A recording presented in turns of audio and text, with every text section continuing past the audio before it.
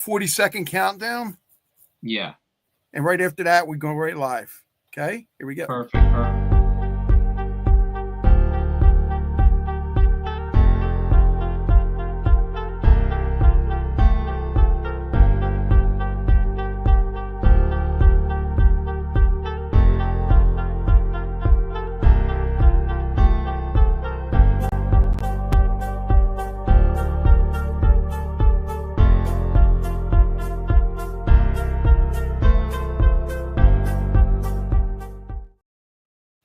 Well, welcome everybody. Of course, I'm Docg, and this is Docg Presents. This is my show, and we're live here on Hamilton Radio. We're live on Alexa and Google. We're live on a lot of different other places like TuneIn Radio, Roku, and Fire Stick, amongst many others.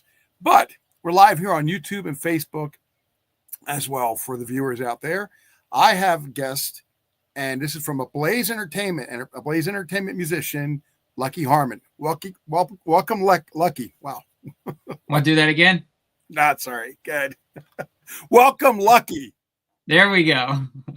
So tell me a little bit about yourself. How did you get started in music, and who were some of your influences? Well, I mean, I've been doing music since my childhood, like 8 years old.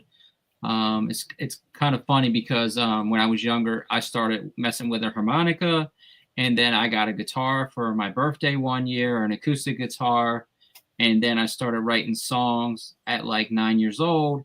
And then the next thing you know, another birthday, I got an electric guitar, or no, it was Christmas, I got the electric guitar. So I started, messing around with electric guitar and writing songs. While I was in elementary school, middle school, and high school, I was always in chorus, and I was in vocal. Go ahead. I was in vocal ensemble. Did show choir camps of America. I went to Warren, Ohio for that, and then I was just traveling, singing, and I was forming a lot of groups. Pop groups. More pop music per se. Mm-hmm. I got a lot of influences. I mean, I grew up actually listening to hip hop music and pop and R&B. So a lot of my influences are like Tupac and Biggie, Justin Timberlake, Michael Jackson, some of the Backstreet Boys, Aaron Carter. Who else? Justin Bieber, in the newer years when he was out. But like younger years, it was more a lot of R&B and pop artists. Also Mario and Usher. I mean, just a lot of different influences that really influenced me to become a pop singer. But the songwriting, I don't know where that came from, because it was just like always me forming bands with other chorus members in school, or other singers, but no one was as serious as me. Now, I do have a musical background in my family. My uncle actually played with B.B. King in Vegas. Cool. He was a guitar player, but he passed away. But that was pretty cool. And then my dad went to a music school, conservatory music school, and he played a lot of, different instruments. But I'm more the voice of the family and the songwriter of the family more than instruments, because I really don't play an instrument anymore. I guess you could say my voice is more my instrument than playing an actual instrument, because I don't have my guitars anymore, or the harmonica. Now, I mean, every now and then I might, go in the studio or in my home studio, and I'll play along on the keyboard or the piano, or, make beats in the studio, you know what I mean? For certain tracks and stuff like that, but been doing music a long time, man. Close to 25 years. Wow. Does it seem like it's been that long? Because you're kind of young. I mean, yes and no. I mean, it's took up a lot of time in my life. I mean, I wouldn't trade it. I love doing it. It's a very tough business, very tough industry. So yeah, been doing it a long time. Do you now, when you write songs, do you draw from? Most artists draw from life, and they just write about things that happen in their life, things that are happening in their life. Mm-hmm. Is that absolutely? I absolutely, write music. What's relatable, or what I'm going through in life, or, you know, if I'm going through a breakup or if I'm in a relationship, or just something that's positive and uplifting, because I'm a very positive and uplifting person, and I'm trying to keep that message out to the world that it's not all about negative energy and negativity. You know, the world is what we make it, you know. So got a lot of good upbeat songs, and I've inspired a lot of people who are going through really tough times to just pick it back up, you know what I mean, and keep going, you know. um I feel like music is the universal language to the soul. And yeah, I mean, I'm also you know, top 40 Billboard charting artist and a 4-time Grammy recording artist. Well, look at you. Yeah, and I'm also a voting member of the, you know, the Grammys. So I mean, I take music very seriously, you know. That's a hard feat to do all that too. It's just, you know, something that is at least that you're getting involved in the music even more than just recording and, you know, and writing. You know, Absolutely. you're doing everything in music. Yeah, I mean, I'm trying to have that impact, not just, you know, a musician, singer, songwriter, but I'm also trying to have an impact to other artists and to the, you know, the music industry itself as a whole. You know what I mean? Because, you know, that's what builds a legend. You know what I mean? It's not just, I mean, yeah, you make great songs, you have fans, and your fans love your music, and they come to see you, but you also need to be a part of the industry as itself, per se, like with, you know, being a voting member of the Grammys and being with the Grammys for, you know, almost 20 years is huge. You know what I mean? Because it you know, you have a say so in other artists, and you have a say so in the industry, per se. You know, some things you agree with, some things you don't agree with. You know what I mean? You have these meetings, you know, and, you know, everything's voted in. You know what I mean? Yeah, it's kind of like you're part of everything. Like I said, you're the nucleus of Hmm. everything that you're around you. So in creating some of the songs, uh, Hmm. what do you draw from them? If you were your audience listening, what would you draw from your music? Um, I mean, emotion. There's a lot of emotion in my music, per se. Like, if it's a sad song, obviously you're gonna feel some type of way. You know what I mean? If it's a love song, obviously it's gonna make you feel some type of way and happy and joy in your life. And if it's an upbeat song, you're just gonna get up and dance and have a good time. You know what I mean? So it's like you're gonna have emotion from my music. You're gonna have emotion, and you're gonna have inspiration. Um, because as an artist, I believe it takes a lot to touch an audience with your music. You got to have some kind of unique ability. You know what I mean? And that is between your lyrics and your emotions that you put into your vocals as a singer. You know what I mean? And rappers the same way. They're, you know, you're putting emotions into it, or Right. you're putting your life situations into it. Or a lot of my music is very relatable. Like I said, it goes back to having a love song or a breakup song, or, you know what I mean? Yeah, I like the fact that you know, as a songwriter myself, and now I'm in Hmm. my 60s, I just started out. So Hmm. you know, where you've been doing it for 20 years, I'm just starting out. So it's rough for me to navigate any waters. Uh, First of all, to get even played anywhere, to get heard anywhere. Um, Hmm. what do you advise people to, other than be on Spotify, Pandora, and be on Hmm. playlists and stuff like that? What do you advise people to do to get their music heard if they think it's good? I mean, first off, besides TikTok and all the social media and Instagram, they're like the two key platforms for music, you know, nowadays. Because when I was coming up in the industry, they weren't out. I had MySpace and Facebook, but Space. Oh you my know, god! so you know, so And basically, before I cut you off, that's just basically what it was—a space. Go ahead. right, a space, right, to get heard and to connect with your fans and friends, Yeah. you know. But, you know, artists and entertainers can do talent shows. They can perform local talent shows. They can find talent agents and get some kind of music talent shows, or they can go to like other music events and network, you know what I mean? Like, and really build their brand so they can get that exposure. And they can do workshops too to get their music heard. Like there's songwriting camps or songwriting workshops. There's a lot of good stuff really. And there's songwriting competitions too. And that's a way to connect with other musicians is, you know, getting into a songwriting camp. And, you know, it does cost money, but you're going to benefit from it if you're just, you know, just beginning songwriting.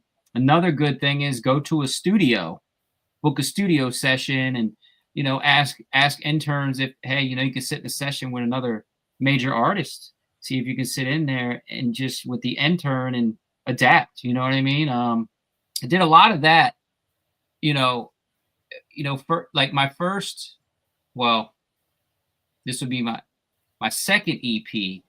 I was, you know, in the studio with a producer who I was actually signed to, but they had an intern in there, and the intern was taking notes on, you know, the writers and the singers and stuff like that. But I was just gaining knowledge up here from sitting in that session with the producer that I was working with from that, you know, that artist. That was a Grammy Award winning artist. You know, we're talking Ron DeVoe from New Edition. I was sitting in his session with my music producer when I was, you know, living in Atlanta at the time. And I mean, the stuff I learned from the producer, his name's Eric Parham, 88 Fingers. Shout out to him. He's like 10 times platinum or whatever. This man has worked with anyone from Ron DeVoe to Rick Ross to, you know, Shamari from Empire. Also before that, I was at a talent show. This was like way back, like we're talking like early 2000s, like right fresh out of high school. Well, 2000 and I want to say like 2004 or 5. And I went to a talent show. A Packard Music Hall was in Warren, Ohio. There was 25,000 people there, and they picked me. I signed a producer contract with a producer. He did my first EP, Rufus Black. So Rufus Black is a award-winning songwriter, singer. He was signed to Polygram Record in the early 90s. He worked with like Salt and Pepper. He worked with Biggie, Faith Evans, Angie Stone, a lot of legends. And that man's taught me a lot. He really has. You know, writing is one thing, right? But vocal ability is a whole nother. I'm talking like harmonies, you know, stacking your vocals and your ins and outs, like all that really, the magic pieces together a record. It's hard to explain without actually doing it when you're in the studio. You know what I mean? Yeah. But yeah. I've learned a lot from these guys. And Eddie Timmons is another guy I work with, Shao Boogie. He produced my song that I have, Wild Card, that has Lil Wayne on the track. And he's taught me a lot. You know, he worked on my first EP as well. And really it's about adaptability per se. As an artist, to make a great record, it's about adaptability, because you might like it this way, but that winning producer wants it this way. So you do have some say-so, but honestly, you want to go the direction where you're going to win. And that's about making a great record. And I believe in quality over quantity. That's what I believe in. I don't believe the more records you have, the more valuable you are. I believe having a great record is more valuable than just having a whole bunch of records. One-hit wonders from the 60s, 70s, and 80s say that all the time. They would have never been heard by anybody if they didn't have that one big hit. That's what I'm saying. Yeah, you're right. And thank you for that. It's just, you know, a lot of artists just, you know, I mean, one hit wonder, I don't like the term, but at the end of the day, if it's a great record, it's going to be around for a lifetime, period. Well, the thing is, Lucky, they weren't one-hit wonders. They were called one-hit wonders because people only knew them from that one song. They did many, many songs, many, many albums, but were never allowed to sell or get them songs out because of the record companies and the agents and everybody working together going, no, we can't play that stuff, you know? Right. Yeah. For whatever reason it is. But they were not, and most of them were session musicians. So even my friend at Ford Madison Guitars is a sponsor of this radio show. Oh, cool. But also he was working with the members of the Wrecking Crew, which were the people that put together all them intros and fills in the early 60s and 70s songs. We wouldn't know nothing of them if they didn't have them guys as session musicians. It's iconic. So, yeah, you're 100% right what you say, but you know, it took you how many years, right? Just getting known. And that's what I tell people all the time. A long time. I've never heard of you, and I've been in the music business for 28 years. Yeah. So what I'm saying is sometimes people's paths cross, and sometimes they don't. And sometimes you know of a person, and sometimes you like, oh, I didn't know that person was a musician. I didn't know. Or per se, it might not be the genre of music you listen to neither. There you go. Like, you know what I mean? Because of the age range and everything like that, you know, because my audience is like 13 on up to like 30. You know what I mean? It's my audience is definitely a different age range. But I mean, no, I've had some success. And the thing is I'm trying to continue to build that success because it's like, you know, you have some success, you're under a record label, which I used to be under a record label, but I'm independent now. And the thing is I have more ability to have input on my direction. Correct. You know what I'm saying? And a lot of people don't understand that. But you know what? You do need the machine. And the label is a machine. You do need a machine, you know? A lot of people are like, yeah, you know, there's overnight success. No, overnight success is like 15 to 20 years. I know. That's what makes me laugh. There is no overnight success, you know? Yeah. Overnight success is if, you know, you got a couple $1 million in your bank account and you can do your promo and your marketing and you go number one. You know what I'm saying? And you do the right marketing and you make a couple million, but, you know, it takes money to make money in this business. But Lucky, everything has got to gel. Everything's got to coincide with each other. Everything's like a gear. It's got to work together. If it doesn't work together, if this is out of sync, that's out of sync, it doesn't come together. And if it doesn't come together, unfortunately, the artist is lost, and so is their music. I feel bad for the artist because I know what it's like because as I write songs, I know they're good songs, and I know they could be hits, and I know they could be out there. But my problem is just like everybody else's problem. How did I get it out there? Yeah, I have more availability to do certain things on Spotify and things like that. But the thing is, still money. You got to have like you said, if you don't have a lot of money to do anything, nobody's ever going to hear of you. And that's exactly true. That's so true. I mean, it really is because you got to have the marketing money to push the record. You could have the best damn song in the world, but if nobody hears it, it ain't doing nothing. And the thing is there's ways around it, but the thing is it takes a lot of hard work. At the end of the day, it takes a lot of hard work, no matter what you're doing in this business, whether you have money or not. It still takes hard work and dedication. And back to the songwriting, like I said, you link up with a lot of other artists that have more experience, songwriters that are signed to labels and stuff like that. That's how you get some good abilities of songwriting. But I mean, I guess I've been naturally gifted as a singer and a songwriter because at a young age, I never expected to write a song, but I would get my buddies and they would come up with a topic and I would just start writing words and then they would get a beat together and I would just keep writing words. But now there comes a point where you got to go through things in life, experiences in life to get those songs. You get what I'm saying? Because some people fake their songs. Me, I'm real. I like to put real music out that people can relate to and feel it. I don't like making up stories. When you say fake, tell me what you mean by fake. This is important because there's something I'm going to bring up after we're done. Go ahead. I'm thinking like, how about when someone makes a song and they imagine it happened, but it actually didn't happen, type deal. You get what I'm saying? I'm going with fake because I have a lot of friends in the business and have been in the business for over 30 years, just like you. They don't like AI. Yeah, there. And Yeah. AI AI. is. Let me tell you about AI. Go AI ahead. is Tell me not even about AI. considered. It's not Go ahead. even considered real music. In the Grammys, they can't even use AI.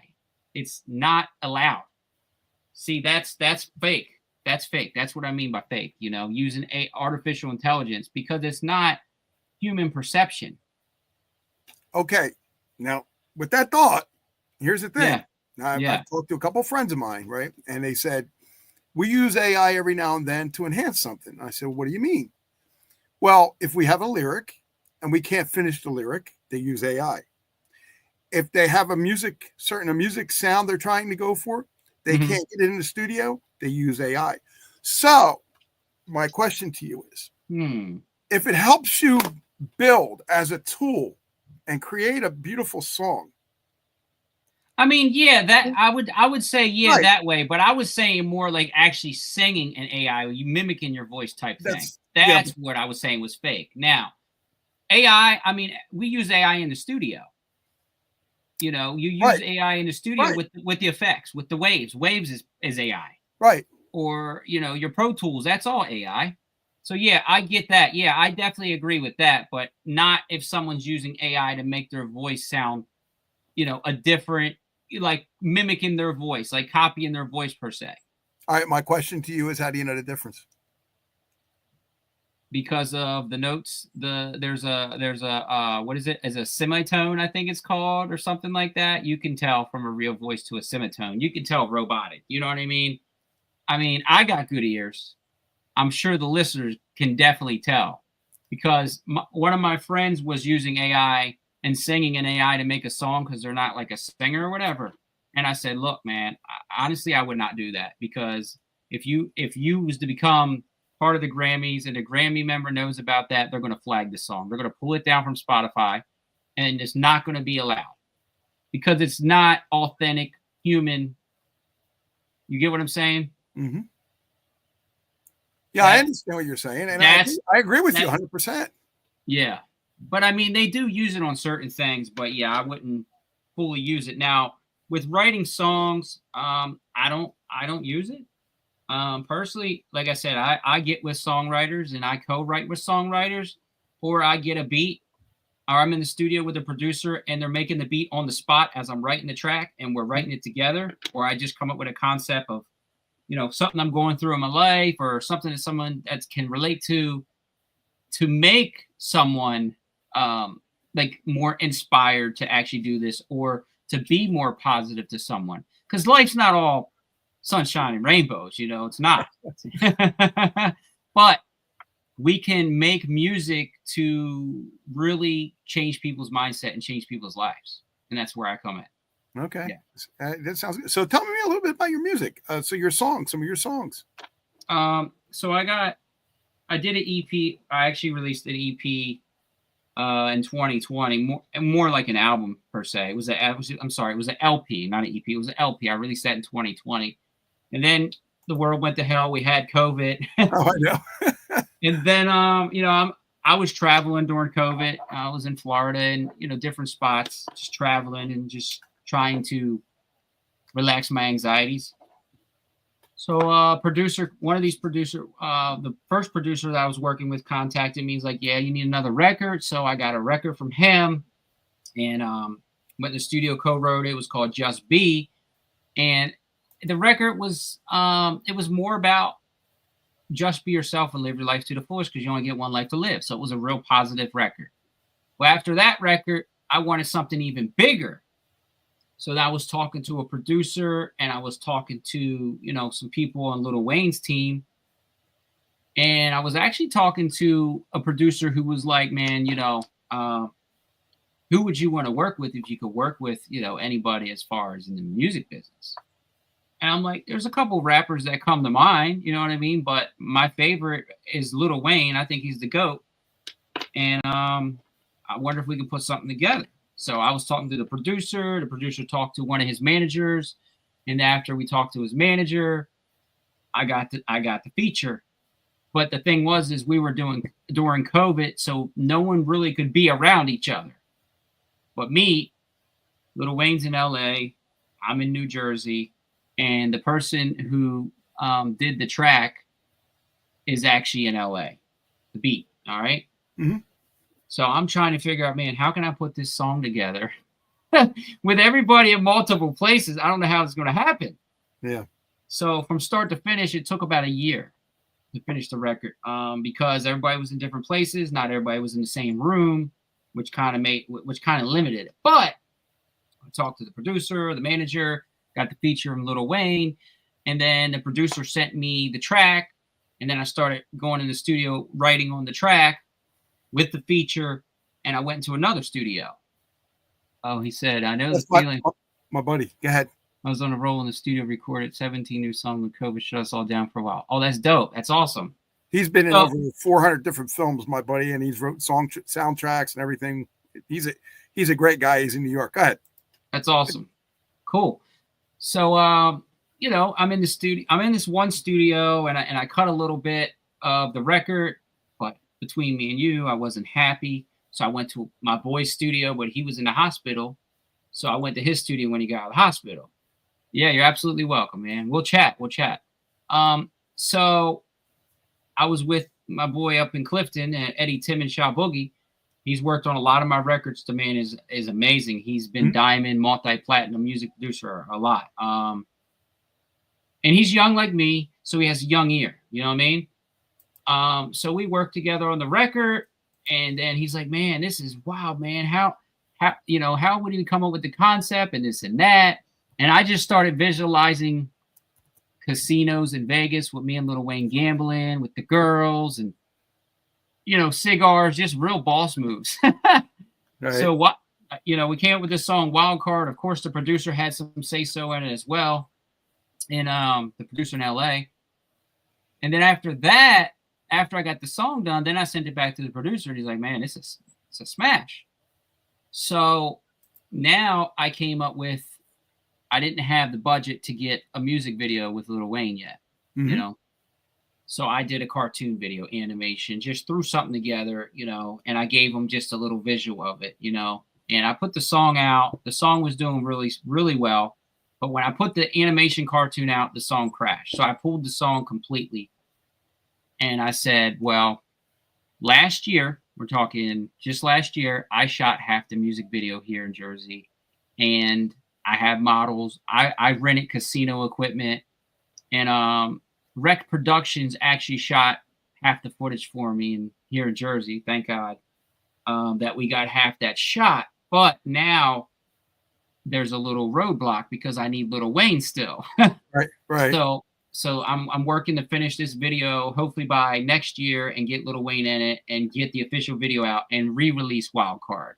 Right. But the song was very hard to do because of COVID. It kind of put a little halt into, you know, recording and really doing the record. But the record was considered for a Grammy last year for Record of the Year. Cool. So that was pretty dope.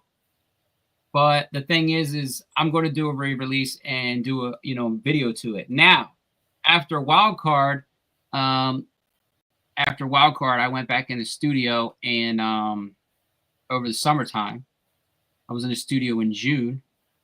I was actually on tour in Nashville. I did a promo tour in Nashville for the CMA Fest. And then I went to Cincinnati for Cincinnati Music Festival. Actually, Hamilton County Fair. And I went back in the studio here in New York. I went to Quad City and I cut a new record. But I actually linked up with Mia Marie, who worked with Britney Spears. She did a lot of her albums. I know her name. Go ahead. She sung her backing vocals, and me and her co-wrote this song, Haunted. So this song, Haunted, is a pop ballad, and I got inspired by Justin Timberlake, Mirrors, and What Goes Around. So I got a pop ballad like that, and it was considered for 2 Grammy considerations for Record of the Year and Best Pop Solo Performance. I love that. For this year. So this is a big record. I have Mia Marie saying, you know, backing on it, and on it's the record that I've been pushing right now. I just did a lyric video for it. We just released that on Halloween. We're almost at 50,000 streams. Not too bad. Needs more push, but this is a record. The song's called Haunted, and people think it's like scary, right? but it's different because it's a Sounds pop like ballad. that. Right. It's a pop ballad, and it's about that ex that's haunting you. And like you're trying to go forth in your life, and they're like a ghost, like, leave me the hell alone.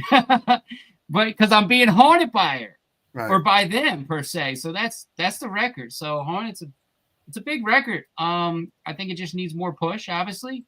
But I mean, it's doing pretty good on Spotify. But like I said, I just released it. I want to say July or August. Yeah. I just released it. Well, Yeah, any of your so music you can send to this email, admin@hamiltonradio.net. Because, see, we're a variety station. And I did okay. this years ago when we had rappers come into the studio. Mhm. They said we're not necessarily clean, but we can be clean for a live performance or whatever. I said, well, then do Mhm. that. Come in and sing your music. And that's what they've been doing. And that's what we've been doing. We've been playing a lot of variety stuff in between Justin Timberlake, Britney Spears, and all that other stuff. And what we do is we take a variety of listeners from all over the world for 28 years, Okay. and we pretty much put this in front of them and say, listen, here's a new song. Like, I'll put my music out there. Here's a new song from me, or here's a new song from Lucky. Check it out, see what you think.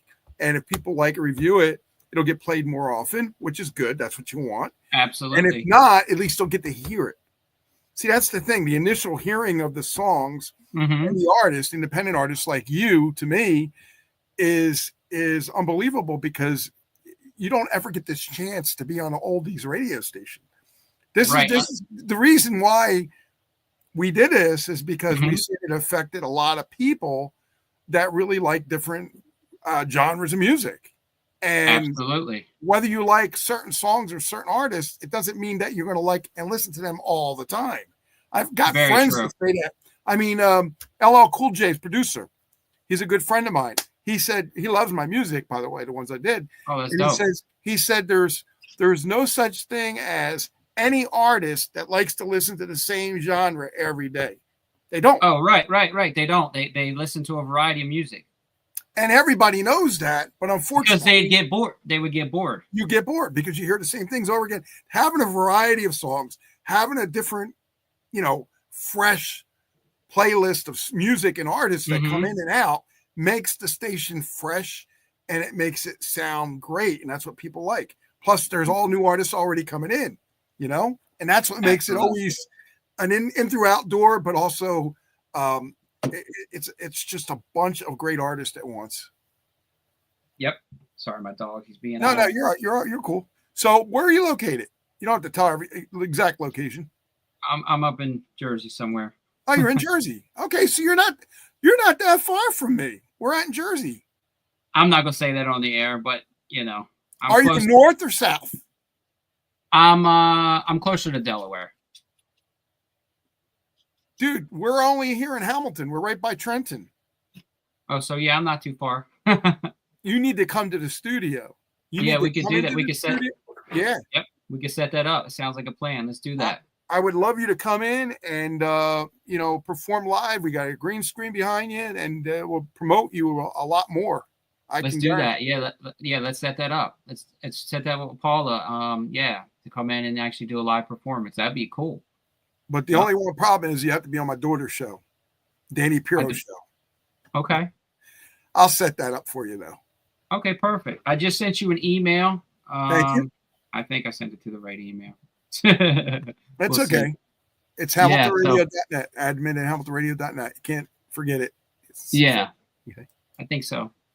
Cool. All right. So, where can everybody find your music?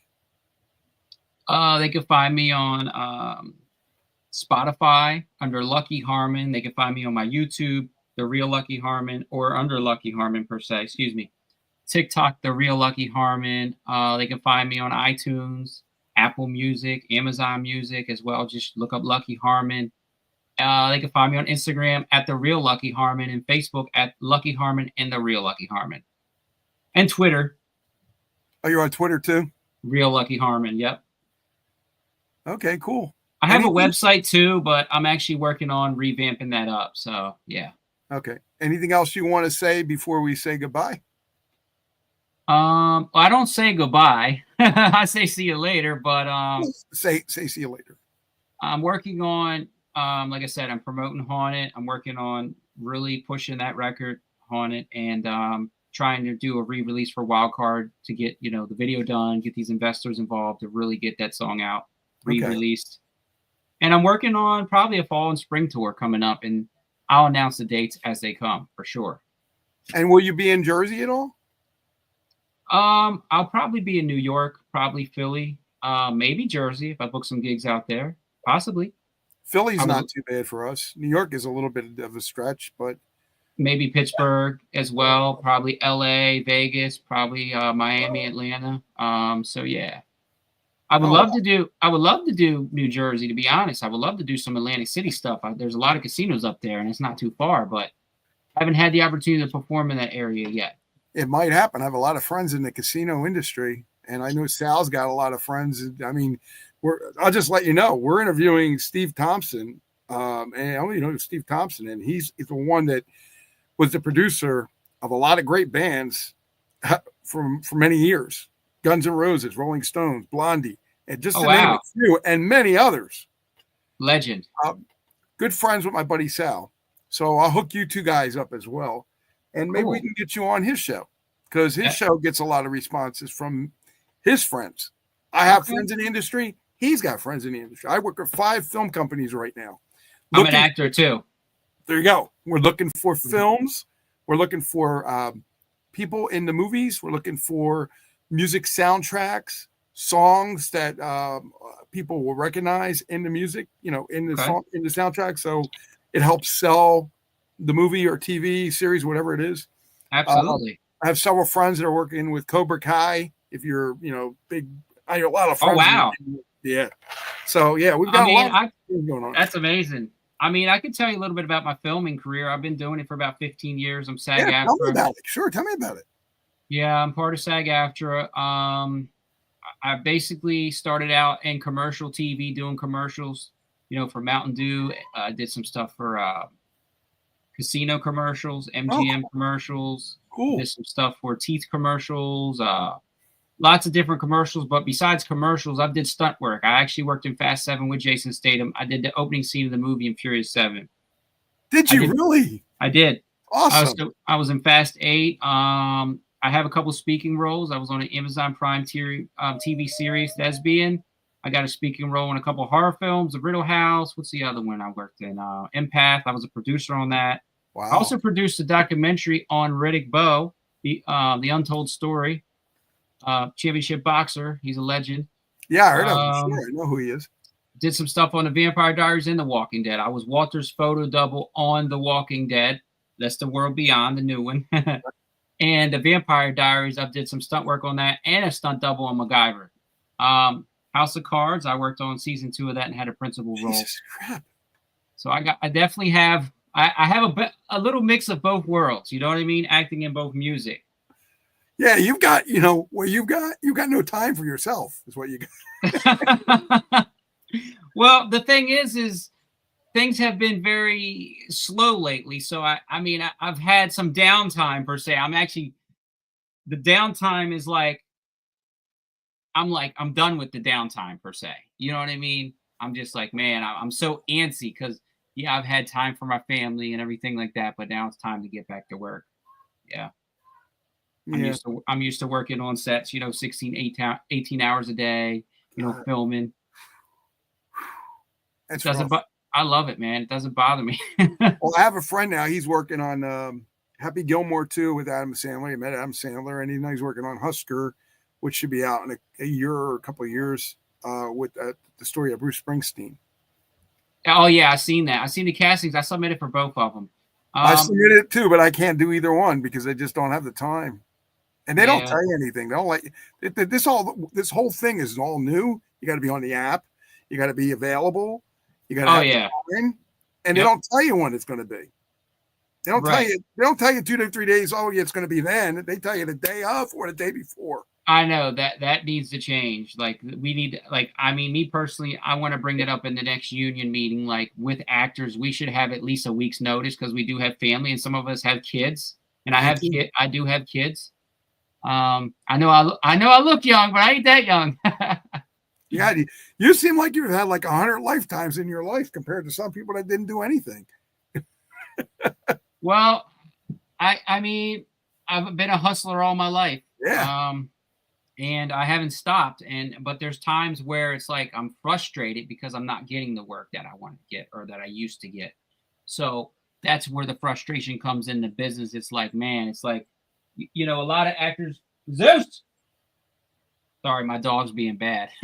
Come here. Hang on 1 second. Go ahead. Hang on 1 second. No, you're good.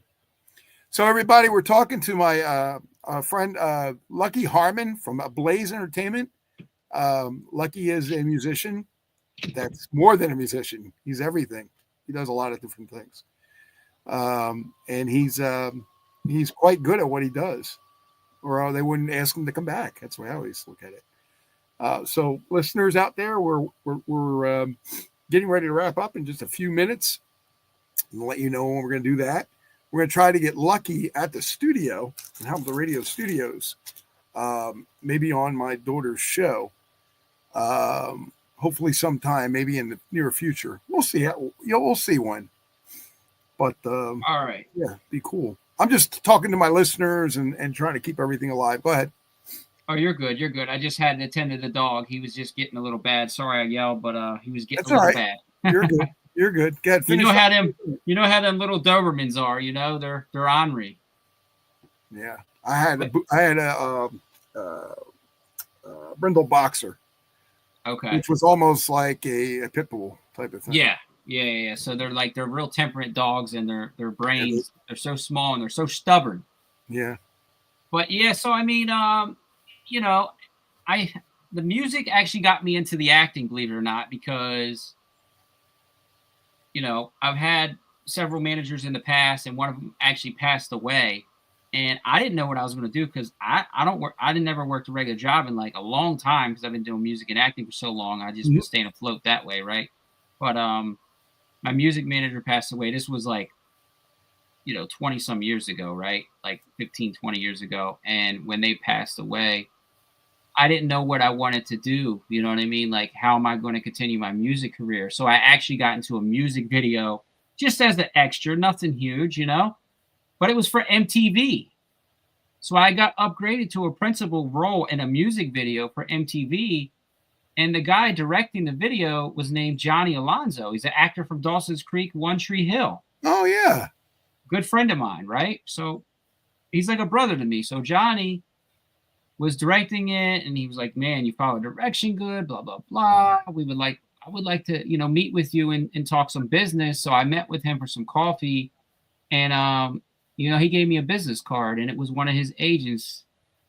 So that's how I got into the acting. I had to audition for the agent, but I had to wait for the agent to call me after I submitted my materials. And she said, if you don't hear from me in 30 days, then obviously you're not selected. So I'm like, man, it's been 32 days. I guess I'm not getting selected. And then the next thing you know, phone rang. And she's like, yeah, we're gonna sign you to our agency, So I signed the contract, everything like that. And then I started working on commercials, commercials and TV, like small TV networks and stuff, a lot of reenactment shows and stuff like that. And then I started building up to primetime TV and stuff like that. And then working in Atlanta, I did some stunt training, and I started getting into stunts, and I did martial arts off the radar a lot of my life, and it really helped me with stunts in movies because I did some fight scenes in some movies and stuff. So it was pretty cool. Some off-camera stuff, but I still got that under my belt to get them parts in the movies, but I haven't did stunts in a long time, and it's like, man, I don't even know if I want to get back into it unless it's really worth the money because you can get hurt. I've seen people get hurt. Yeah. My one friend, Marlene Lynn Fields, is a stunt woman. She's been a stunt woman for over 40 years, 50 years. Wow. She's been Lindsay Wagner, Bionic Woman. She's done Wonder Woman. I don't want to cut you off, but that's what she's done. That's awesome. And many other things, movies and stuff like that. Yeah. Yeah, I did a lot, man. I did a lot. And the thing is I guess to the people that are trying to do it is like, you've really got to do it. Like people say they want to do it, but when they realize how much work it takes, they quit, they give up, or they're just not a lot. And I get this a lot. And I'm not saying I'm the greatest singer in the world, right? But I will say a little insight I can say is practice makes perfect, and voice training does work. I get a lot of people who look at me like I'm a record label A&R. I constantly get flooded on Instagram because I'm almost at 1 million on Instagram, and I'm constantly getting flooded with people who are just like, man, can you tell me how my singing is, or what can I improve on? And I'm like, I'm not an A&R. I'm a singer myself. I mean, my advice to you is practice makes perfect. Right. Take voice lessons. Get with a vocal coach. Because a lot of people think one voice lesson is going to change it. And I still take voice lessons to this day. Yeah, it's something like when I used to play the trumpet, it's like if I didn't play it every day, I would have never got good at it. And that's the whole key. You never get good at it unless you know. Right. Yeah. And practice makes perfect. And the same thing with acting. I had acting coaches. I had to take acting lessons. I would go to acting lessons for 2-3 years at a time. I would go 2-3 nights a week. Well, here's another thing that you're not going to like. This is something else that I heard. This is something I heard from a friend. That they're not doing scripts anymore. In other words, you don't have to read for scripts anymore. They yell you your lines. And when they yell you your lines or put it up so you have to read it, you don't have to know anything anymore. You just have to have emotion when you read it. That's it. And that's all they want. They want things quick and fast. They don't want somebody to study the script for, a month or so and then go in. Yeah, and that's great news because I would have scripts that thick. Oh, I know. It's good news. But there's also bad news about it. Shit, how am I going to remember these lines? Well, that's the other thing. See, when people used to go in, and I know this from several movie friends, that when they go in and they go, wait a minute, I can't say all these lines, and they would go in and try to change it around. Yep. And of course, the producer and the script writer and everybody's got, it's just a mess. And improvising what you know and what you don't know, and trying to come up with the script as what you do. I think this is a lot easier this way. It gets the script out the way it does, and it edits a little bit more. You got a little bit more editing, and it cuts. That's great news. Whatever it is, but yeah. Wow, that's really good news to hear. At least for these two movies, anyway. Right. Now, I'm going to tell you something that I heard from an industry veteran, Bob Thorton. Okay, I went to one of his screenings, and me and him, talked for a good half hour. He was smoking a cigarette. We were talking business, and I said, how the hell do you remember all these lines and portray that character and keep it in character like that? He's like, that's a good question, son, but I'm going to tell you this. I don't remember shit. I make it my own and I make it believable. And I'm like, really? He's like, you watch it, don't you? You believe it? And I'm like, man, this is coming from Bob Thornton. This is amazing. Like, he's telling me this. And in my brain, I'm just thinking, damn, I need to be remembering this line and this and this line. But it's really about the emotion and making it believable is what he told me. And I said, you're an award-winning actor. This is great knowledge. Yeah, absolutely. Because a lot of people overthink it, and when you overthink it, you lose your perception of the character. You know what I mean? Like that happens to me a lot. And it happens to a lot of great actors. And some actors you see on screen, they're shitty because they're not getting into that emotion. Yeah. But the emotion comes from within. But I mean, man, that was really wild when I was, just talking to him about that because I was curious. Curiosity killed me. I'm just like, man, should I ask him this? Like, because we're talking, but he actually told me that. He's like, I make it my own, and you guys you believe it. I'm convincing. You know what I mean? They're not. A lot of actors aren't word for word. Sometimes they change their words. I mean, I've seen that a lot. I've did that a lot. But some directors like, you need to be on book on every single word or you're cut. I mean, I've seen directors like that. Like, holy shit, this guy's not hold playing. You right to it. Yep, they hold you to the script. And then you got the AD just looking over his shoulder like, come on, get into character. And then sometimes, when I worked on 21 Bridges with Chadwick Boseman and Taylor Kitsch, I was Taylor Kitsch's photo double. I did some stunts too. Oh, cool. He had a dialect coach on that. We shot that up in Philly.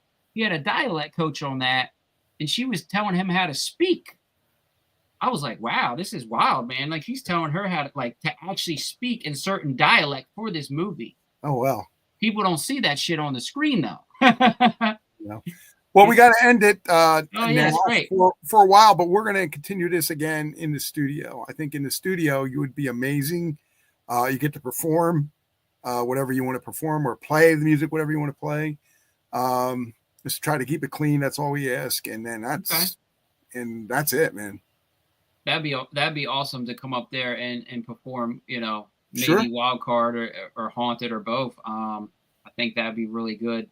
I think she allows up to 3 songs. Okay, up to 3 songs. Up to 3 songs, yeah. So you got, she does 15 minutes into the interview, then 1 song, and then the middle of the interview, about 1 song, and before we end, or the ending, as we leave, it's the last song. Yeah, or we could do 2 songs and perform, and then maybe 1 song to play. If there's no show after us, we can modify it, and you can have an extra half hour. I don't care. I own the studio. So okay, cool. You don't got nothing to worry about.